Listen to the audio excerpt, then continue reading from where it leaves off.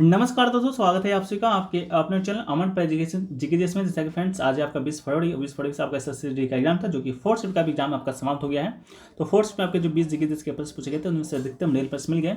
तो उन सभी प्रश्नों को देखेंगे, साथ में उनसे जुड़े कुछ इंपॉर्टेंट एक्स्ट्रा फैक्ट्स को भी देखेंगे, जो कि आपके आगामी शिफ्टों में यहाँ से प्रश्न पूछे जाने की संभावनाएं प्रबल है। तो चलिए हम लोग वीडियो को स्टार्ट करते हैं। तो पहला जो प्रश्न पूछा गया था कि आगा खां कप आपका निम्नलिखित में से किस खेल से संबंधित है। तो आगा खान कप की बात करेंगे तो 4 ऑप्शन दिया गया था: गोल्फ, टेनिस, हॉकी, बैडमिंटन। तो इसका राइट आंसर आपका ऑप्शन नंबर सी यानी कि हॉकी इसका राइट आंसर था। इसके अलावा हॉकी से संबंधित कुछ अन्य प्रमुख ट्रॉफियां भी हैं, जैसे कि आपका सुल्तान अजलान शाह कप है, इसके अलावा ध्यानचंद ट्रॉफी है, इसके अलावा स्टेनली कप है। ठीक है, इन सभी का संबंध आपका हॉकी से है। साथ में एक और कप का नाम आपसे फर्स्ट में पूछा गया था, रंगास्वामी ट्रॉफी का यानी रंगास्वामी कप का। तो ये भी इसका भी संबंध आपका हॉकी से ही है। इसके अलावा क्रिकेट से बात करते हैं तो क्रिकेट से आपका आईसीसी क्रिकेट विश्व कप संबंधित है, एशिया कप है, ईरानी ट्रॉफी है, रणजी ट्रॉफी है, देवधर ट्रॉफी है। इन सभी का संबंध आपका क्रिकेट से है। इसके अलावा मेजर लॉन टेनिस ट्रॉफी से बात करेंगे तो डेविस कप हो गया, ऑस्ट्रेलियन ओपन हो गया, फ्रेंच ओपन हो गया। इन सभी का संबंध लॉन टेनिस से है। फुटबॉल से बात करते हैं तो फुटबॉल से आपका हो गया यूएफए चैंपियंस लीग हो गया, सुबर्टो कप हो गया, संतोष ट्रॉफी हो गया, दुरंड कप हो गया। इन सभी का संबंध आपका किससे है? तो फुटबॉल से है। ठीक है, तो ये प्रश्न आपके आज के फोर्थ में पूछे गए थे। ठीक है, इसके अलावा फ्रेंड्स आप लोग सोच रहे होंगे कि ये जो प्रश्न आपके आखिरकार एग्जाम में आ कहाँ से रहे। ठीक है, तो आपको बता दें कि ये सभी जो प्रश्न आपके प्रीवियस जो आपके PYQ हैं, यानी कि जो पिछले बार आपके एसएससी का एग्जाम आपका कंडक्ट हुआ था 10 जनवरी 2023 से लेकर 13 फरवरी 2023 तक का। ठीक है, उसमें कुल 76 शिफ्ट में आपका एग्जाम कंडक्ट हुआ था। 76 शिफ्ट कहें तो एक शिफ्ट में आपका 20 प्रश्न पूछा जाता है, यानी कि 76 शिफ्ट को अगर 20 से आप मल्टीप्लाई करते हैं तो 1520 प्रश्न आपका होता है। उन 1520 प्रश्नों का एग्जैक्ट 1520 प्रश्न, 1520 से 1521 प्रश्न नहीं होगा।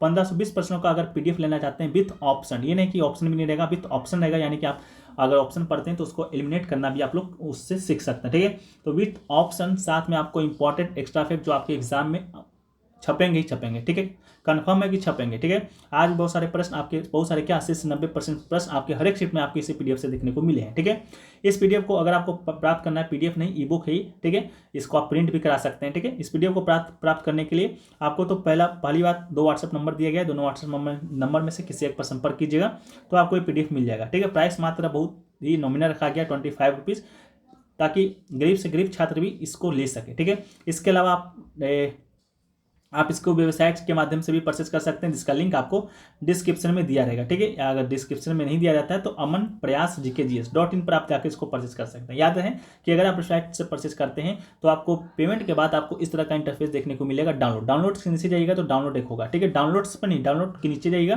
तो आपको यहाँ पर SSC GD देखने को मिलेगा। यहाँ पर जैसे क्लिक कीजिएगा आपको PDF ऑटोमेटिक डाउनलोड हो जाएगा। इसके अलावा अगर वहाँ से डाउनलोड नहीं हो पाता है तो आपको Gmail पर एक मैसेज आएगा, thank you for your order की, जैसे इस तरह का सेम टू सेम। इसके अलावा यहाँ पर डाउनलोड के नीचे जैसे आप SSC GD PYQ पर क्लिक कीजिएगा तो PDF आपको डाउनलोड हो जाएगा, अगर आप वेबसाइट से परचेज करते हैं तो। ठीक है, अगर व्हाट्सएप नंबर से परचेज करना चाहते हैं तो आप लोग नंबर को सेव करके व्हाट्सएप पे मैसेज कर सकते हैं। ठीक है, तो ये आपका एक छोटा सा जानकारी था। ठीक है, इसके अलावा आपका जो नेक्स्ट क्वेश्चन पूछा गया था आज के फोर्थ शिफ्ट में, वो फ्रेंड्स आपका पूछा गया था कि पंडित रविशंकर का संबंध किससे था। ठीक है, तो पंडित रविशंकर की बात करते हैं, यानी कि किस वाद्य यंत्र से था। तो 4 ऑप्शन दिए गए थे: वीणा, सितार, शनाई, तबला। तो इसका जो राइट आंसर है वो दोस्तों आपका हो जाएगा सितार वादक। ठीक है, पंडित जो रविशंकर है वो दोस्तों आपके सितार वादक थे, तो इसका राइट आंसर आपका सितार हो जाएगा। ठीक है, इसके अलावा आपका 1999 में ही भारत का सर्वोच्च नागरिक सम्मान भारत रत्न पुरस्कार दिया गया था। भारत रत्न की बात करेंगे तो आज पहली स्टेप में पूछा गया था कि भारत रत्न से सम्मानित पहले संगीतकार कौन थे। पहला की बात करेंगे तो पहला थे आपके MS सुब्बलक्ष्मी थे। ठीक है, पहला आपके MS सुब्बलक्ष्मी थे। सेकंड आपके पंडित रविशंकर थे। इसके अलावा 2001 में 2 लोगों को दिया गया था जो कि संगीतकार थे। एक आपके थे बिस्मिल्लाह खां जी थे। ठीक है, एक आपके बिस्मिल्लाह खां थे और एक आपके कौन थे तो लता मंगेशकर जी। ठीक है, इन दोनों को 2001 में आपका भारत रत्न दिया गया था। ठीक है, इसको भी आप याद रखिएगा। नेक्स्ट क्वेश्चन पूछा गया कि वर्ष 1919 में किनकी गिरफ्तारी पर लोग जालियांवाला बाग में इकट्ठा हुए थे, यानी कि जालियांवाला जो बाग हत्याकांड हुआ था उसका रीजन क्या था। तो उसका रीजन था कि जालियांवाला बाग में हुआ था, तो जालियांवाला बाग हत्याकांड के नाम जानता है, तो जालियांवाला बाग में हुआ था। तो जालियांवाला बाग में लोग इकट्ठा हुए थे क्योंकि डॉक्टर सत्यपाल और डॉक्टर सैफुद्दीन किचलू को गिरफ्तार कर लिया गया था। किस कारण गिरफ्तार किया गया था तो आप लोग को मालूम होगा, वर्ष 2019 में आपका रॉलेट एक्ट लाया गया था। रॉलेट एक्ट क्या था, तो इस एक्ट के तहत किसी भी व्यक्ति को आपका गिरफ्तार किया जा सकता था बिना दलील, बिना वकील, बिना कुछ के, मतलब अगर पुलिस को मन है कि आपको गिरफ्तार करना है तो आपको गिरफ्तार कर लिया जाएगा। इस तरह का कानून लिया गया था। इस कारण डॉक्टर सत्यपाल और सैफुद्दीन किसी को भी गिरफ्तार किया गया था। इस कारण लोग इनके विरोध में जलियांवाला बाग में इकट्ठा हुए थे। उसके बाद आपका वहाँ पर जो आपका जनरल था, जनरल क्या नाम था आपका, इसका भूल रहे हैं, ठीक है, उन्हें आदेश दिया और जलियांवाला बाग हत्याकांड हो गया। कब हुआ था? 13 अप्रैल 1919 को हुआ था, ठीक है। इसके बाद जलियांवाला बाग हत्याकांड के बाद रवींद्रनाथ टैगोर ने नाइटहुड की उपाधि रिटर्न कर दिया था। महात्मा गांधी जी ने केसर हिंद की उपाधि धारण कर दिया था, ठीक है, जनरल डायर, ठीक है, हाँ, जनरल डायर ने आदेश दिया था। इस कारण यहाँ पर आपका हत्याकांड हुआ था। अगला है कि निम्नलिखित में से कौन सा लोक नृत्य झारखंड राज्य की जनजातियों से संबंधित है? तो झारखंड राज्य की जनजातियों से संबंधित जो लोक नृत्य है वो आपका मुंडारी नृत्य में भी आपसे पूछा गया था कि मुंडारी नृत्य आपका किस राज्य से संबंधित है, तो इसका राइट आंसर आपका झारखंड हो जाएगा। क्वेश्चन का स्वरूप जो भी हो, हालांकि ये क्वेश्चन आपका पूछा गया था। मुंडारी नृत्य की बात करते हैं तो मुंडा जनजाति का अपना नृत्य जो कि फसल के मौसम और त्यौहार के दौरान संगीत, वाद्य यंत्र, मदल, नागरा और बंसी के साथ किया जाता है। मुंडा अपने नृत्य और गीत को क्रमशः दुरंग और सुन के रूप में संदर्भित करते हैं। मुंडारी लोक नृत्य जादू और जीना है।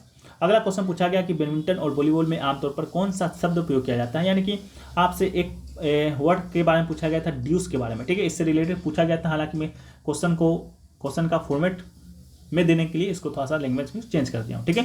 तो ड्यूस के बारे में पूछा गया था। तो आमतौर पर जो ड्यूस शब्द का जो अर्थ है, एक बंधा हुआ स्कोर होता है, यानी कि डाई, ठीक है, डाई आप लोग जानते होंगे, डाई हो जाना। जब बैडमिंटन में 20 का स्कोर 20 तक पहुंच जाए तो गेम ड्यूस हो जाएगा।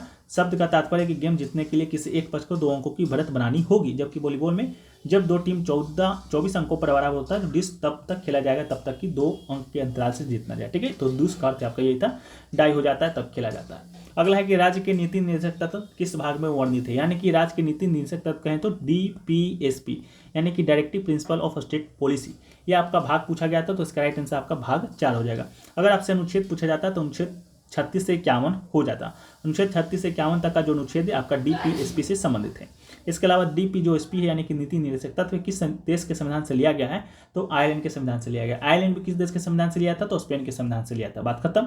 इसके अलावा जो भाग 3 है वो फ्रेंड्स आपका संबंधित है मौलिक अधिकार से। मौलिक अधिकार की बात करते हैं तो वर्तमान में 6 मौलिक अधिकार हैं जो कि अनुच्छेद 12 से लेकर 35 तक में वर्णित है। भाग 2 आपका नागरिकता से संबंधित है। इसके अलावा भाग 4A भी याद रखिएगा, ये आपका मौलिक कर्तव्य से संबंधित है, मौलिक कर्तव्य से संबंधित है। अगला पूछा गया कि बैंकिंग विनियमन अधिनियम किस वर्ष पारित किया गया था? 4 ऑप्शन था, 47, 48, 49, 50। तो बैंकिंग जो विनियमन अधिनियम है वो आपका 1949 में पारित किया गया था। तो राइट आंसर आपका 1949 हो जाएगा। प्रारंभ में इसे बैंकिंग कंपनी अधिनियम के रूप में जाना जाता था। इसे 1 मार्च 1949 को बैंकिंग विनियमन अधिनियम में बदल दिया गया था। यह भारत में वाणिज्यिक बैंक के परिवर्तन और विनियमन के लिए एक रूपरेखा तैयार करता है, ठीक है, इसके पूछा गया है। अगला क्वेश्चन पूछा गया कि हाल ही में स्पिनोजा पुरस्कार 2023 से किसे सम्मानित किया गया है? तो स्पिनोजा पुरस्कार 2023 से सम्मानित किया गया है, किसे किया गया है? तो प्रोफेसर डॉक्टर ज्योति गुप्ता को, ठीक है। तो इसका राइट आंसर आपका ज्योति गुप्ता हो जाएगा। भारतीय मूल की प्रोफेसर डॉक्टर ज्योति गुप्ता को विज्ञान के क्षेत्र में नीदरलैंड्स के सर्वोच्च सम्मान स्पिनोजा पुरस्कार से सम्मानित किया गया है। ज्योतिता को आधिकारिक रूप से यह पुरस्कार इसके लिए चुने गए एक अन्य वैज्ञानिक टोबी क्रियस के साथ 4 अक्टूबर 2023 को प्रदान किया गया है। नीदरलैंड अनुसंधान परिषद ने 7 जून 2023 को इस पुरस्कार की घोषणा किया था। इस पुरस्कार को डच नोबेल पुरस्कार भी कहा जाता है, ठीक है। बाकी PDF में आपका रहेगा। अगर आप लोग को लगता है कि हाँ काम का है तो पढ़ लीजिएगा। इस पुरस्कार के दौरान आपका 1.5 मिलियन यूरो प्रदान किया जाता है। अगला है कि 2026 के एशियाई खेल का आयोजन आपका किस देश में किया जाएगा? तो 2026 का जो एशियाई खेल है इसका जो आयोजन है वो आपका जापान के द्वारा किया जाएगा। तो इसका राइट आंसर आपका जापान हो जाएगा, ठीक है। इसके अलावा 2022 के एशियाई खेल 2022 का जो एशियाई खेल था वो आपका कहाँ पर खेला गया था? आप लोग कमेंट सेक्शन में बताइएगा, ठीक है। 2026 का आपका जापान में खेला जाएगा। इसके अलावा 2018 का खेला गया था जकार्ता में, 28 का खेला गया था चीन का शहर हांगझो में, ठीक है, जहाँ पर भारत ने 107 मेडल अपने नाम किया था। अगला है कि भारत में 11वीं पंचवर्षीय योजना की अवधि क्या था? 11वां पंचवर्षीय योजना की बात करेंगे तो ये 11वां जो पंचवर्षीय योजना था उसकी अवधि थी आपका 2007 से लेकर 2012 तक का अवधि, ठीक है। 2007 में शुरू हुआ था, 2012 तक का आपका 11वां पंचवर्षीय योजना चला था। बाकी इस पंचवर्षीय योजना का विषय था तीव्र एवं अधिक समावेशी विकास था। भारत के तत्कालीन प्रधानमंत्री डॉक्टर मनमोहन सिंह योजना के अध्यक्ष थे। इसके अलावा योजना श्री रंगराजन के द्वारा तैयार किया गया था। और 11वीं पंचवर्षीय योजना का जो लक्ष्य रखा गया था 9% रखा गया था, हालांकि केवल 8% ये प्राप्त कर सका था। इसके अलावा पंचवर्षीय योजना की बात करेंगे, टोटल 12 पंचवर्षीय योजना चला था पूरे भारत में, ठीक है। 1951 में शुरू होता है और 2017 तक चलता है। तो पहली पंचवर्षीय योजना आपका 1951 से लेकर 1956 तक चला। दूसरी पंचवर्षीय योजना आपका 1956 से लेकर 1961 तक चला। तीसरा चला था 1961 से 1966 तक। चौथा चला था 1969 से लेकर 1974 तक। पाँचवीं चला था 1974 से लेकर 78 तक। छठी चला था 1980 से लेकर 85 तक। सातवीं चला था 1985 से लेकर 90 तक। आठवीं चला था 1992 से लेकर 1997 तक। नौवीं चला था 1997 से लेकर 2002 तक। 10वीं चला था 2002 से लेकर 2007 तक। 11वीं चला था 2007 से लेकर 2012 तक। और 12वीं चला था 2012 से लेकर 2017 तक। ठीक है, अंतिम पंचवर्षीय योजना। अगला है कि भारत में सबसे कम जनसंख्या वाला राज्य पूछा गया था। तो भारत में सबसे कम जनसंख्या वाला राज्य था आपका सिक्किम, इसका राइट आंसर था। ठीक है, सबसे कम जनसंख्या वाला राज्य कौन था? सिक्किम था। ठीक है, इसके अलावा सिक्किम का जनसंख्या था मात्र 6,10,577। इसके अलावा भारत का जनसंख्या आपका 121 अरब था। इसके अलावा 121 अरब में 51.54 पुरुष थे और आपका 48.46 महिलाएं थी। ठीक है, इसके अलावा उत्तर प्रदेश भारत का सबसे अधिक जनसंख्या वाला राज्य है, जो कि इसकी जनसंख्या ब्राजील का जो देश है उससे भी अधिक है। अगला है उत्तर पश्चिम में भारत अपनी भूमि सीमा किस देश के साथ साझा करता है? उत्तर पश्चिम की बात करते हैं तो भारत है जो भूमि है आपका दो देशों के साथ साझा करता है। एक तो आपका पाकिस्तान है, जो कि पाकिस्तान के साथ साझा ज़्यादा करता है, और अफगानिस्तान के साथ मात्र 104 किलोमीटर का सीमा साझा करता है। तो आपके ऑप्शन में पाकिस्तान दिया गया होगा, तो इसका राइट आंसर आपका पाकिस्तान हो जाएगा। इसके अलावा भारत की बात करेंगे तो भूमि सीमा 7 देशों के साथ करता है और समुद्री सीमा 2 देशों के साथ करता है, यानी कि टोटल 9 देशों के साथ भारत आपका अंतर्राष्ट्रीय सीमा साझा करता है। ठीक है, समुद्री सीमा वाला पूछा जा चुका है, जो कि भारत 2 देशों के साथ करता है, श्रीलंका और मालदीव के साथ। 7 देशों के साथ आपका स्थलीय सीमा साझा करता है। वो 7 देश आपके कौन कौन से हैं? वो 7 देश आपका अफगानिस्तान है, आपका पाकिस्तान है, चाइना है, भूटान है, नेपाल है, मणिपुर है और बांग्लादेश है। ठीक है, इन 7 देशों के साथ स्थलीय सीमा भारत है जो कि साझा करता है। बाकी श्रीलंका और मालदीव के साथ आपका जो भारत है समुद्री सीमा साझा करता है। बस इतना डिफरेंस है। अगला है हॉर्नबिल फेस्टिवल किस राज्य में मनाया जाता है? हॉर्नबिल फेस्टिवल की बात करेंगे तो अरुणाचल प्रदेश, मेघालय, असम, नागालैंड ऑप्शन में दिया गया था, तो इसका राइट आंसर आपका नागालैंड हो जाएगा। हॉर्नबिल फेस्टिवल हर साल 1 से 10 दिसंबर तक पूर्वोत्तर भारत के नागालैंड में मनाया जाता है। इसे त्योहार का त्योहार कहा जाता है। इसका महत्व है कि नागा विरासत और परंपराओं की समृद्धि को संरक्षित करने, बनाए रखने और बढ़ावा देने के लिए। इसके अलावा कुछ और महत्वपूर्ण त्योहार है, जैसे कि आंध्र प्रदेश में आपके ब्रह्मोत्सव मनाया जाता है। अरुणाचल प्रदेश में आपका लोसार फेस्टिवल, जो कि पूछा जाएगा पक्का। बिहू तो पूछा ही जाएगा, बिहू असम में मनाया जाता है। छठ पूजा आपका बिहार में। छत्तीसगढ़ में बस्तर दशहरा, यह आज पूछा गया था। मैसूर दशहरा जो कि कर्नाटक में मनाया जाता है, तो बस्तर दशहरा भी आपका 100% पूछा जाएगा छत्तीसगढ़ में। कानमिल आपका गोवा में। जन्माष्टमी आपका मनाया जाता है गुजरात में। गुगा नवमी मनाया जाता है हरियाणा में।